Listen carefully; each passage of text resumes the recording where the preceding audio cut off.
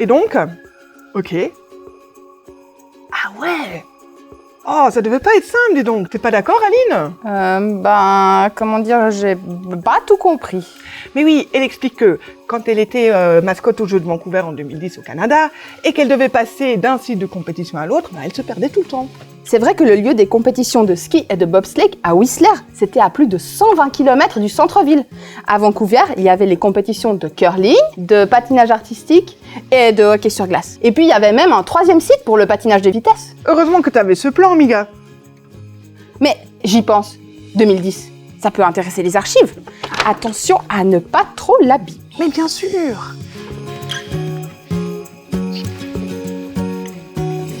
S'habille. Regarde ce que Miga m'a amené.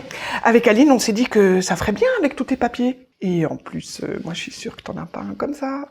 Je crois pas qu'on l'a, celui-là, effectivement. Merci beaucoup, Evelyne. Tu sais qu'on compte sur les gens qui vont aux Jeux pour nous ramener ce genre d'objets. D'ailleurs, pour les Jeux Olympiques d'hiver, j'en ai toute une collection. Ah bon? T'aimerais que je te montre? Oui. Alors, je commence par Chamonix 1924. C'est le plus ancien et c'est aussi le plus petit. C'est un plan de la nouvelle patinoire qui va être construite pour les Jeux Olympiques. Alors moi je trouve que ça ressemble quand même beaucoup à un plan d'architecte. Ouais, absolument. C'est un plan d'urbaniste, c'est un plan de travail en fait. C'est pas un plan qui va être destiné au public ou aux athlètes. C'est vraiment destiné à probablement un travail de cadastre. On voit aussi ici la mention du Mont Blanc, mais c'est vrai que c'est pas vraiment précis. Ce qui compte, c'est ce qu'il y a au centre, c'est cette nouvelle patinoire. Waouh, t'en as d'autres? Oui. Je vais te montrer ça. On est en 1936, on est vraiment sur une carte de type topographique. Tu as le village de Garmisch et elle a été modifiée tout spécialement pour l'épreuve de patrouille militaire. La patrouille militaire, c'est pas un peu comme ces courses d'orientation à ski? Oui, exactement, c'est ça. Les athlètes ont besoin d'une carte pour pouvoir évidemment s'orienter. Okay. D'ailleurs, on voit quelques détails, donc tous les cours d'eau, les chaînes de montagne et puis les petits sapins qui sont en fait la forêt. Et dire qu'il a presque 100 ans ce papier? Ouais, il est en très bon état. Là, j'en ai une autre, encore plus récente. On est en 1956 à Cortina d'Ampezzo. Là, on est vraiment dans un dépliant qui est plus publicitaire et puis qui sert à montrer un peu la région. C'est une carte qui n'est pas du tout réaliste à l'échelle. Là, tu vois qu'il y a un chamois qui est aussi grand qu'une montagne.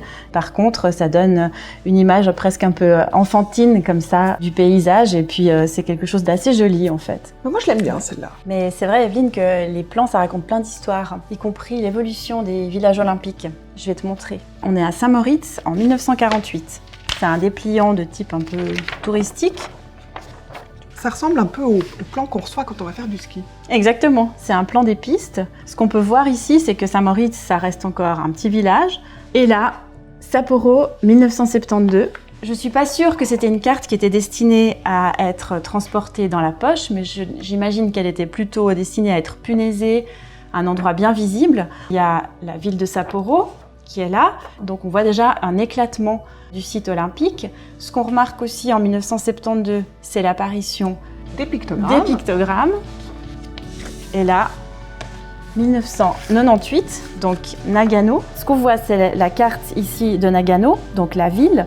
Mais ce qu'on comprend à côté, c'est qu'il y a des petites cartes de tous les sites, de toutes les épreuves. Là, on est vraiment dans une formule très, très contemporaine, en fait, avec une ville et puis des sites tout autour. Qui sont hyper éloignés les uns des autres, à ce que j'ai compris. Ils sont très éloignés et d'ailleurs, on a dans les légendes les kilomètres. Donc on comprend qu'il faut vraiment pouvoir se déplacer, probablement en véhicule ou bien en transport public. Mais on ne peut pas juste y aller comme à Saint-Moritz avec son sac à dos et puis marcher. Bah, tu vois, c'est exactement ce que Miga m'expliquait tout à l'heure avec le plan de Vancouver. Sabine, à chaque fois que je viens te voir aux archives, j'apprends plein de trucs et je trouve ça incroyable. Merci beaucoup. Mais de rien, Evelyne. Tu reviens quand tu veux.